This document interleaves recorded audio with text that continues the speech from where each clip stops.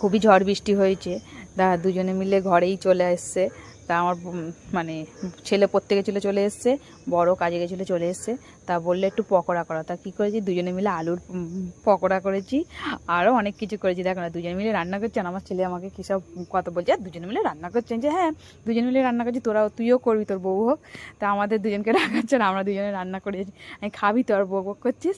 এই দেখো, আবার পেঁয়াজি করেছি। দেখো আমার বর কী সুন্দরভাবে মেখে দিয়েছে, ওটা কী সুন্দরভাবে দুজনে মিলে যা টেস্ট হয়েছে না রান্নাটা, তোমাদের বলে বোঝাতে পারবো না। এতে এক থালা আলুর পকোড়া ভেজে নিয়েছি। এই দেখো, অনেকটাই বেশ হয়েছে বলো, বেশ লাল লাল। আমি একটু না কড়া কড়া করে ভাজি বলে আমার বর দেখাচ্ছে তোমাদের, যে দেখো কালো কালোগুলো ও খাবে। আমি যে হ্যাঁ, আমি কালো কালোগুলোই খাবো। আর এই দেখো পেঁয়াজি করছি। তা ও মেখে নিয়েছে ভালোভাবেই, বেশ তরু তাজ্য করে মাখছে, বলছে এটা আমি করবো। যে হ্যাঁ হ্যাঁ করো। তা এক থালা নিয়ে বসে পড়েছে। এই দেখো, আর সসটাকে ঢেলে নিচ্ছি। আর এই দেখো, এটা পেঁয়াজি আর এটা আলুর পকোড়া, বলে এক থালা। দেখো আমরা চারজনে মিলে খাবো, শ্বশুর, আমি, আমার ছেলে, আমার বর। তো এত টেস্ট হয়েছে তোমাদের বলে বোঝাতে পারবো না। কেন বলো তো, এই ঠান্ডা ঠান্ডা ওয়েদারে এইসব পকোড়া পকোড়া খেলে হেভি জমে যায়।